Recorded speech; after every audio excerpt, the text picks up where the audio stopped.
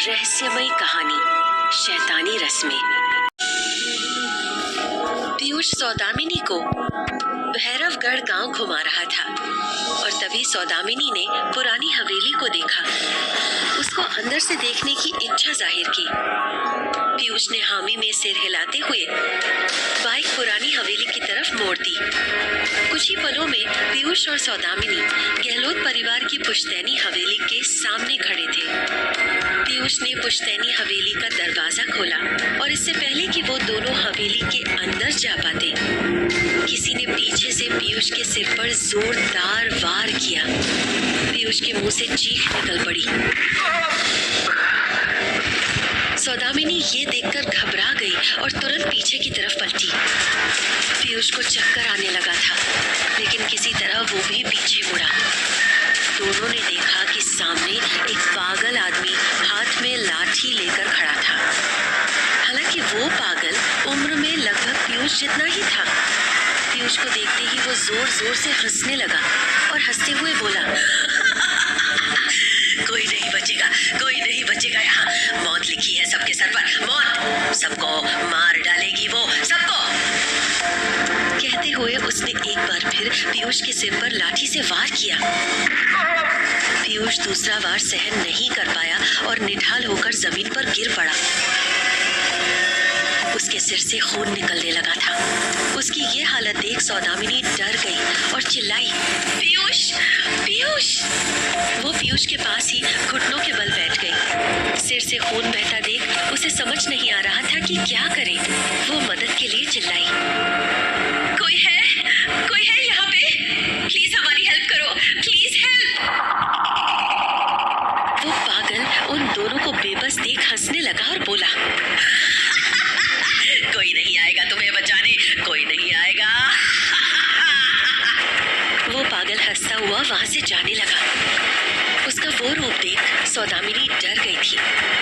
तभी वहां भवानी सिंह की आवाज गूंजी, पकड़ो उन्हें, पकड़ो। सौदामिनी ने आवाज की दिशा में देखा तो भवानी सिंह कुछ आदमियों के साथ उसी तरह बढ़ रहा था। भवानी सिंह को देखते ही उस पागल ने अपनी लाठी वहीं छोड़ दी और वहां से भाग गया। कुछ लोग दौड़ते हुए पीयूष के पास आए। भवानी सिंह भी वहां आया। उसने पीयूष को देख घबराते हुए कहा, छोटे बाबा आप ठीक तो है ना? पीयूष कर्राते हुए धीमी आवाज में बोला, मैं ठीक हूँ। भवानी सिंह ने कहा, चलिए हम आपको हवेली ले चलते हैं। भवानी सिंह और बाकी लोगों ने पीयूष को उठाया और वहां से जाने लगे। सौदामिनी भी उनके साथ पीछे पीछे चल पड़ी। वहीं सौदामिनी के वापस जाते कदमों ने हवेली में उसका इंतजार कर रही चंडालिका के मंसूबों पर पानी फेर दिया। वो कहीं न कहीं सौदामिनी के वापस जाने के कारण पागल सी हो गई। वो गुस्से में चिल्लाती हुई बोली, नहीं, ये नहीं हो सकता, ये वापस नहीं जा सकती। सौदामिनी वापस नहीं जा सकती। उसे तो यहाँ आना था, वो यहाँ आएगी, उसे आना ही होगा। लेकिन चंडालिका की आवाज उस हवेली के भीतर ही गूंज कर रह गई और सौदामिनी पीयूष और अन्य लोगों के साथ उस हवेली से बाहर निकल गई। एक ओर जहां सौदामिनी के कदम वापस जा रहे थे, वहीं दूसरी ओर भैरवगढ़ से बहुत दूर नेपाल के हिमालयी क्षेत्र में बौद्ध भिक्षुओं के आश्रम में एक 16 साल का नव भिक्षु धीरे धीरे किसी गुप्त स्थान की ओर बढ़ रहा था। वो भिक्षु अपने आश्रम से बाहर निकल सामने बने एक मंदिर की ओर बढ़ रहा था। उसी समय चील चिल्लाते हुए वहां आई और उसके सिर के ऊपर तेज आवाज करती हुई उड़ने लगी। उस चील को देखते ही उस भिक्षु के चेहरे पे चिंता के भाव उभर आए। उसने अपने कदमों की चाल तेज कर ली और मंदिर के गर्भगृह की ओर बढ़ने लगा। चील का चिल्लाना और भी तेज हो जा रहा था।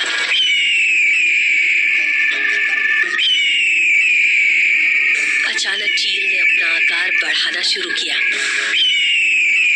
उसने अपना आकार विशाल कर लिया और अब भिक्षु की तरफ उन्हें चोट पहुंचाने के लिए झपटी। वो भिक्षु के बिल्कुल नजदीक पहुंच चुकी थी। वो उन पे अपनी चोंच से वार करने ही वाली थी कि तभी सफेद मोतियों की एक पवित्र माला आकर उस चील से टकराई। उस माला के वार से चील के शरीर में भयंकर जलन होने लगी। वो अजीब तरह से छटपटाती हुई अपने पंख फड़फड़ाने लगी। उसने चिल्लाते हुए तुरंत ही अपनी दिशा बदल ली और वहां से दूर चली गई। भिक्षु की आंखों के सामने ही वो चील कहीं ओझल सी हो गई, पर उसकी दर्द भरी चीख से पूरा मंदिर परिसर गूंज उठा था। भिक्षु की नजर उस दिशा में गई जहां से वो माला आकर उस चील को लगी थी। एक 12 साल की लड़की पूरी तरह से लाल वस्त्रों में सजी हुई वहां खड़ी थी। उसके माथे पर लगा लाल चंदन का तिलक उसके बाल देवी होने का प्रमाण था। ऐसे तिलक उस क्षेत्र में उसी कन्या को लगाया जाता था जिसे पूरे नेपाल में लोग देवी की तरह पूजते थे। उस बाल देवी ने उस भिक्षु से पूछा, यहाँ आने का कोई विशेष कारण? भिक्षु ने सिर झुकाते हुए कहा, देवी, चंडालिका पूरी कोशिश कर रही है उसकी शक्तियों को बढ़ाने की। कहीं उसका कहर एक बार फिर इस दुनिया में तबाही न ला दे। हमें कुछ भी करके उसे रोकना ही होगा देवी। देवी मुस्कुराई और बोली, हाँ, पता है, लेकिन ये भी जान लो उस समय उसका अंत नहीं हो पाया था, लेकिन अब उसका अंत अवश्य होगा, क्योंकि उसका भी पुनर्जन्म हो चुका है और वो उसके बेहद नजदीक है। भिक्षु हैरान होकर बोला, किसका जन्म देवी? क्या वही हमें चंडालिका के कहर से बचाएगा? देवी मुस्कुराती हुई बोली, समय आने पर तुम्हें सब पता चल जाएगा।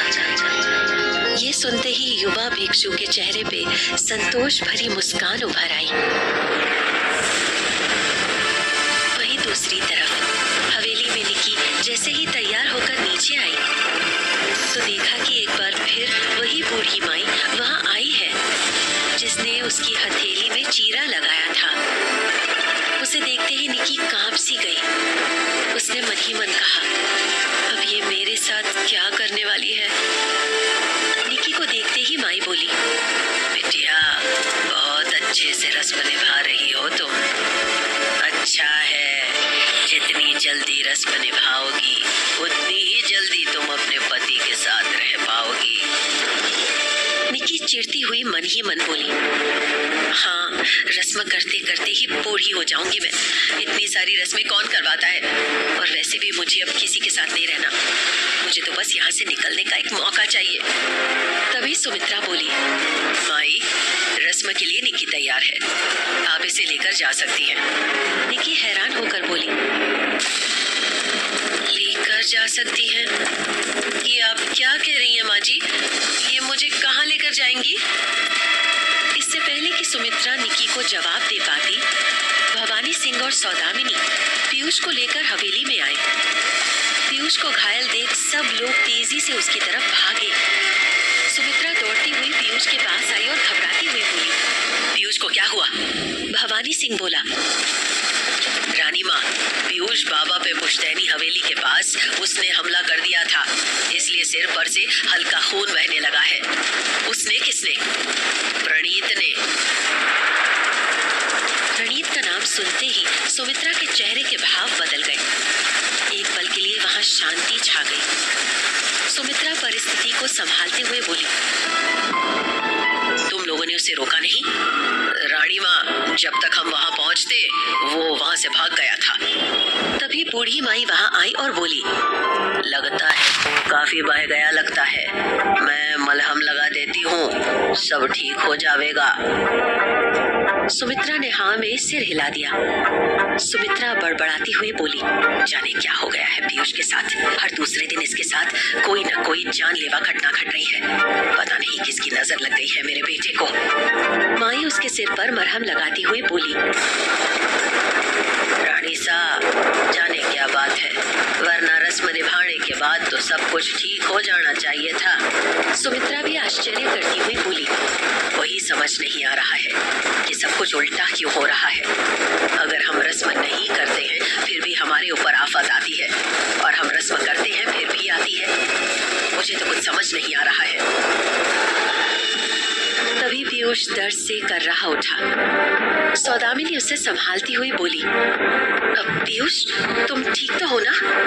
पीयूष धीमी आवाज में बोला, हाँ मिनी, मैं बिल्कुल ठीक हूँ, बस थोड़ा सिर भारी हो रहा है। माई बोली, कोई ना छोटे राजकुमार, ये लेप बहुत जल्दी ठीक कर देगा। वहीं निक्की बस खड़ी होकर एकटक पीयूष को देख रही थी। उसे आज पीयूष के लिए कुछ भी महसूस नहीं हो रहा था, लेकिन जैसे ही उसने पीयूष के मुंह से सौदामिनी के लिए मिनी नाम सुना तो हैरान हो गई। वो मन ही मन चिढ़ती हुई बोली, एक ही मुलाकात में सौदामिनी से मिनी? आखिर वो उसे इस नाम से कब से बुलाने लगा? कहीं इन दोनों के बीच कुछ। बोलते बोलते वो रुक गई। उसी समय निक्की की आंखों के सामने सौदामिनी पीयूष को सहारा देकर उसे उसके कमरे में ले जाने लगी। ये देखकर निक्की जल भुन कर रह गई। निक्की खुद को कंट्रोल नहीं कर पा रही थी और थोड़ी गुस्से में बोली, रुको। वो सौदामिनी और पीयूष के बिल्कुल पास आकर बोली, थैंक्स सौदामिनी, तुमने पहले ही इस परिवार के लिए बहुत कुछ किया है, हमें भी कुछ करने का मौका दो। पीयूष को मैं उसके कमरे में लेकर जाती हूँ। सौदामिनी निक्की की बात का कोई जवाब नहीं दे पाई और निक्की पीयूष को सहारा देने ही चली थी कि तभी माई वापस निक्की के पास आई और बोली, बहू रानी, ये काम कोई और कर लेगा, तुम हमारे साथ रस्म निभाने के लिए चलो। निक्की जोर से भड़कते हुए बोली, मैं कहीं नहीं जाऊंगी, और तब तक तो बिल्कुल नहीं जब तक पीयूष ठीक नहीं हो जाता। वैसे भी आप ही दोनों कह रही थी ना अभी कि यहाँ रस्म निभाने से भी कुछ ठीक नहीं हो रहा है, तो फिर क्या फायदा रस्म निभाने का? ऐसा कहकर उसने पीयूष का हाथ अपने कंधे पर रखा और पीयूष को लेकर उसके कमरे की तरफ जाने लगी। सुमित्रा ने गुस्से में आगे बढ़ते हुए उसे रोकना चाहा, लेकिन उससे पहले ही माई ने उसका हाथ पकड़कर उसे रोक लिया। नहीं सुमित्रा, जबरदस्ती नहीं। सुमित्रा बोली, लेकिन माई, उसकी हिम्मत देखी आपने? देखी, इसलिए तो तुम्हें समझा रही हूँ।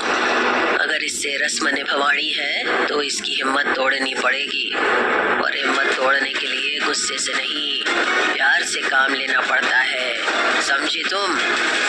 सुमित्रा ने माई की बात सुनकर सहमति में अपना सिर हिला दिया, लेकिन न जाने क्यों उसे लग रहा था कि इस हवेली की हवाएं विपरीत दिशा में चल रही हैं। आखिर निक्की को मनाने के लिए कौन सा दांव चलेगी सुमित्रा और माई? क्या निक्की रस्म को निभाने के लिए तैयार हो पाएगी? सौदामिनी के वापस गए कदमों ने चंडालिका के किस सपने को तोड़कर रख दिया था? जानने के लिए सुनिए अगला एपिसोड।